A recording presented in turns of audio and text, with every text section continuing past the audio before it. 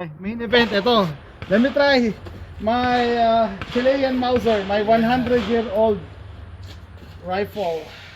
Mas matanda pa sa atin, sir. Yeah, oo. Kaya ako, that's why the reason I'm scared because I bought this without the without the bolt. And then I bought it at eBay. So, I don't know. Okay. I think it's gonna work. Yeah, plus ano to 7 point something ni-reborn nila to 308. Pero sabi ko, so I think it's safer if we'll shoot 7.62 by 51, di ba? Dahil mas matiit ang pressure nito. Sa anong 308 yan, ano? Oh, ni-reborn siya sa 308 eh. Pero 7.64. Pero parehas naman ang bala niyan kalaki. Oo, Parehas ay ano ko naman nga yung yung laki. pressure eh. Oo. Di ba mas mahina to? Mas mahina ata yan. Kasi- 762 kaysa sa Yeah. 308. 2790 FPS. Check mo nga. Let's make sure, make sure. Respect. Just to be Make sure. sure. I don't wanna go to the hospital today. Yeah. Kaya ano sabi ko, okay, I'm gonna shoot it with Neil, so just in case. Dinala ko pa naman yung bulletproof vest ko. Sabi ko, okay. 62,000 PSI, 308. 0.62 by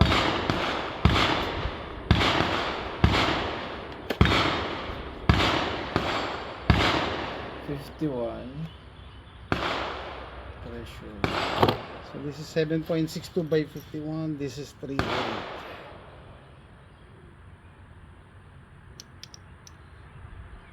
Parehas. Also known as 308 Winchester operates at maximum Parehas na ng pressure? 62,000 PSI round per square inch.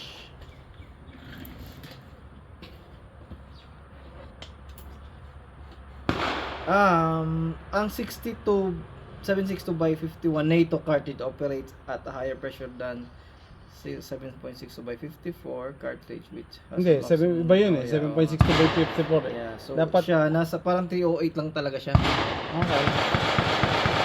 So ano sa tingin mo? Which is safer to use? 308 o 7.62? So naka board This siya is- sa 308. Yeah, naka-bore siya sa Kasi 308. pares lang naman yung ano niya. Oh, pares lang. cartridge Kaya sabi ko, pressure. So Yeah, let's try the 7.62. use your left hand, sir. Oh, lalayo lang ako. Yeah. Okay. Let's see. Gusto mo dito muna sa malapit na berm.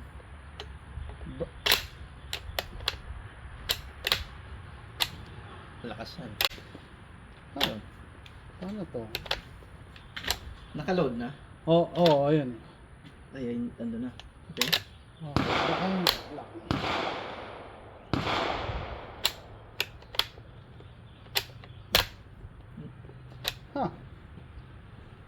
Hindi mo mag-lock ah.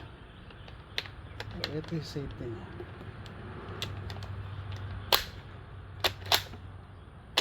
Ayaw din niya mag-eject. Ay, hindi niya mag-eject. Shit. Ano yung pinasok mo sa 308? 7.62 by 51. 7.62. Kasi siguro kaya hindi niya ma-eject kasi hindi siya umaabot eh. Baka nga. Pagka Hindi siya umaabot. hindi siya umaabot eh. Kaya hindi niya mahawakan eh. Shucks. Ito problema dito.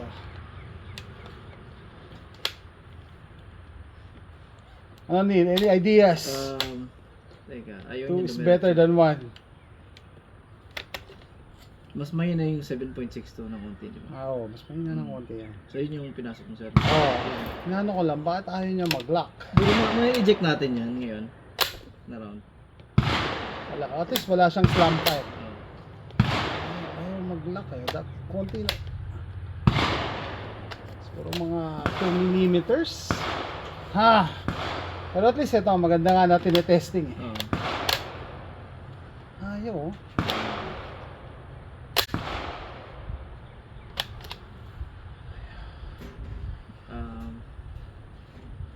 Eject muna natin yan, sir. Kaya ba yan? You have a knife? Saan yung ano?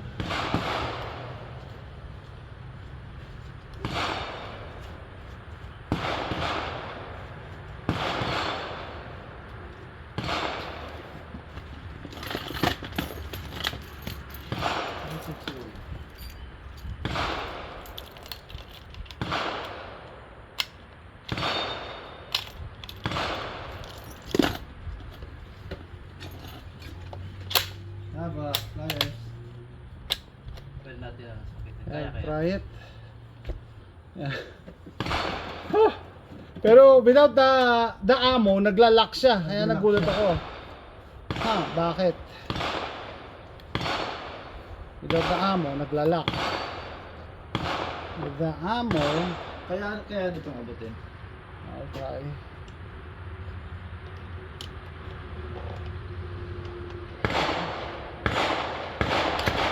Yun. Makalas. Yeah. Yun. Woo. Oh, thank goodness. Okay. Oh, naglalak siya. Baka itong hindi Yung bat niya. baka hindi dito kaya pumasok. Oo. Baka hindi siya Bakit parehas? Ito ano, 308 to. Let's see. 308. Hindi din. Ayaw din. Ayaw din. Tama kaya tong bolt na nabili mo sa gun? Yun ang tanong. Baka hindi.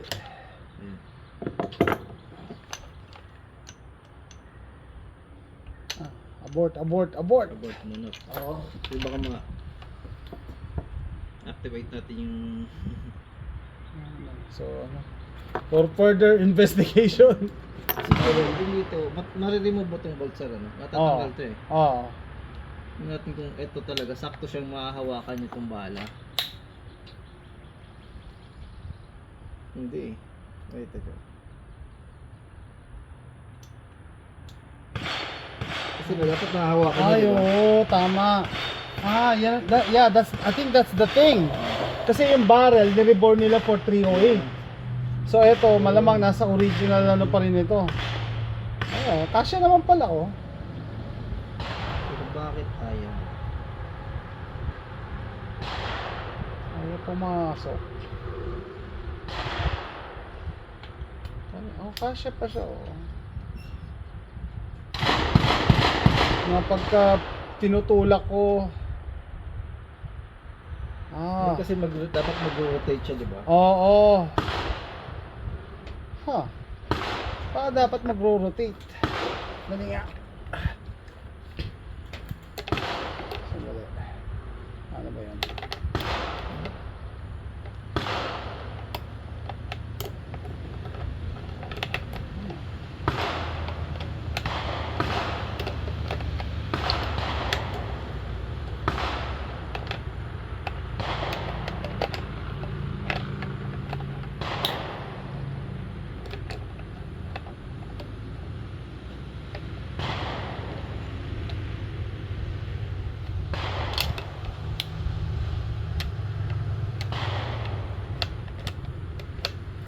Yun ang kulang sa kanya eh. Oh. Hanggang dito lang siya. Won't go. Oh, okay.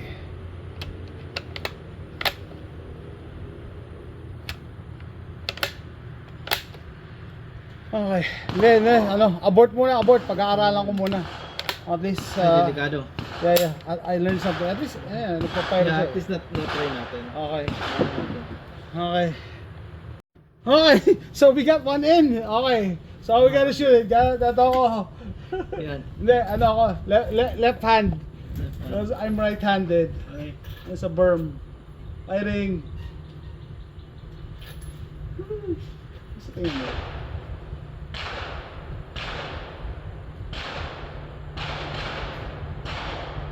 Natakot ako. Ako din eh.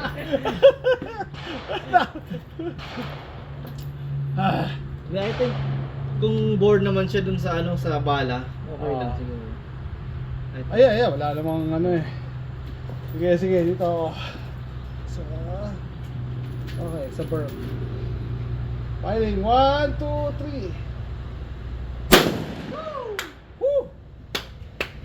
Pwede. 100-year-old gun. Meron na siguro tira mo. Yung sa feeding niya siguro. Ha? I think kailangan lang tong Baka i-file ko ng konti. File ng konti. Tama. At least ito, safe na to I-install ko na yan ganyan. Yeah. This is a dead gun. Nice! At least, Nice! Yeah! Naipot ako! At saka gumagana pa siya after all these years.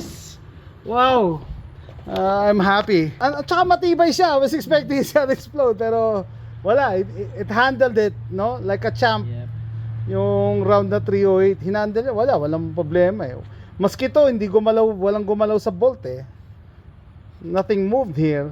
Talagang doon lang yung lahat yung yung power lumabas lang eh. Galing. Wala, military rifle eh. So talagang design for longevity. Durability. Oh, 100 years old, no? 1920s yata. Ito, Chilean Mauser ko. Basa mo ba? Yan yung Chilean crest eh. Oh. Wala akong nababasa pero nakita Walang- ko pa yung logo. Hawakan mo nga, hawakan mo lang. Tingnan ko lang yung zoom ko. Ayan yung logo ng research ko lang. Pero at least nawala na yung fear ko. Safe pa rin naman siya. So may problema lang siya sa yung extraction tsaka yung siguro nga yung bolt niya kailangan ko mag-file ng konti. Pag nag-grab niya, yun ang bitiwan eh.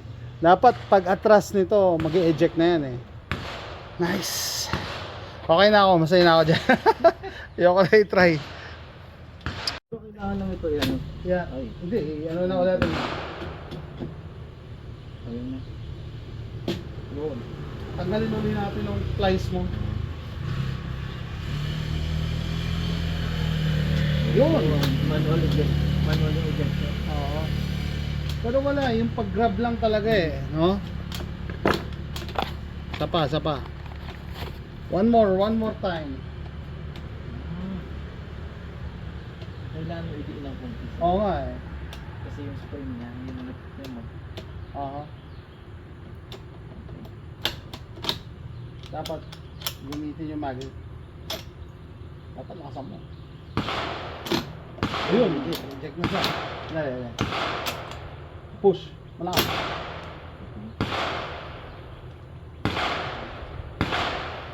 Wala ako yun ah.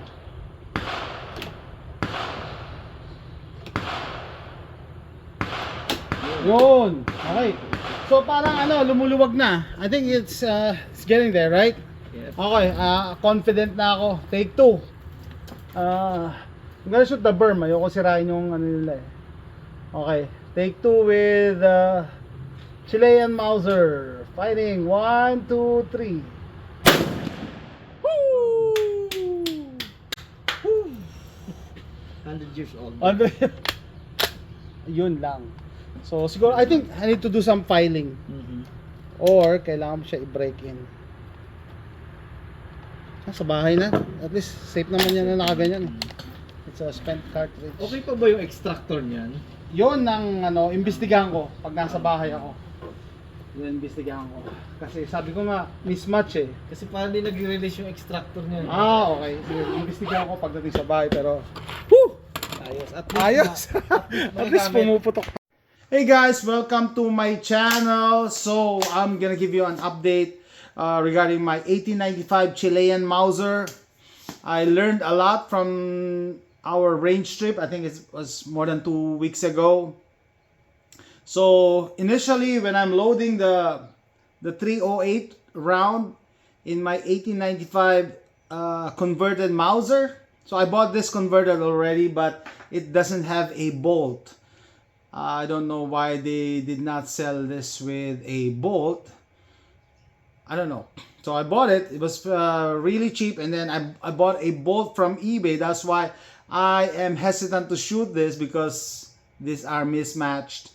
So I inserted the 308 round. So the barrel, the chamber is rebored for the 308. Originally, it is a 7.92 by 57 or 7 by 57 or 8mm Mauser. So they reboarded to 308. So I was having a hard time pushing the bolt to lock in place. But when I was able to insert it, chamber a round, it fired, and I was surprised about the build quality of the gun. Even though this is more than 100-year-old rifle.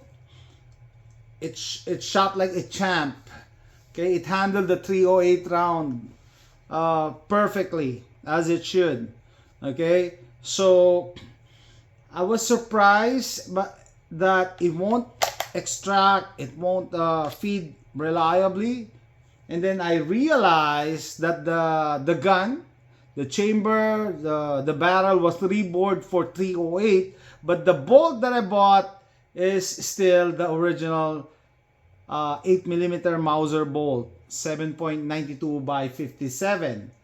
Okay, and it has a 0.004 difference in diameter of the ammo.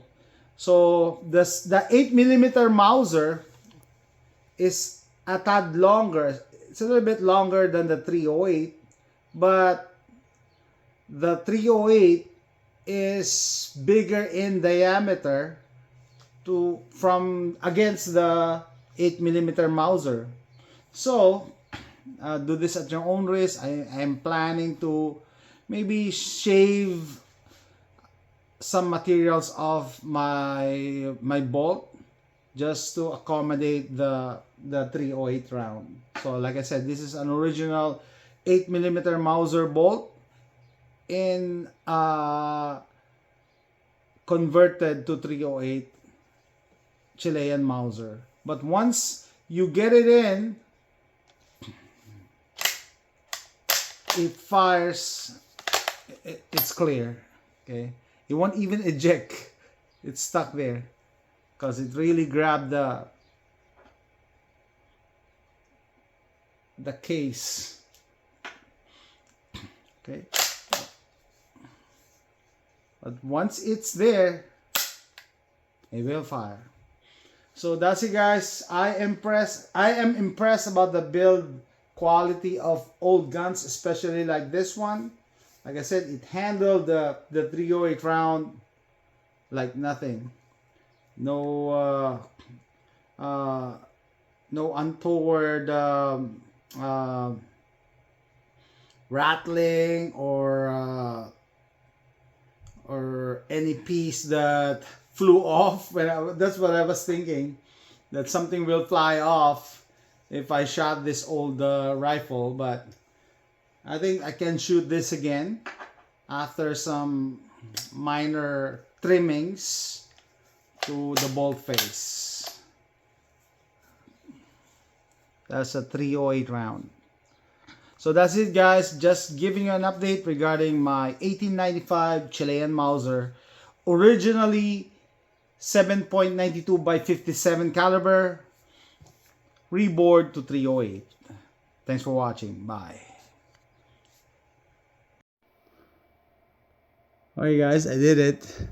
I used a Dremel to remove some of the materials on this side and a little bit on this side.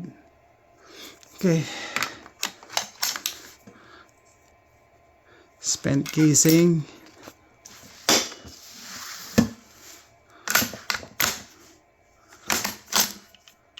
There you go. It feeds and it ejects if you. There you go. Nice.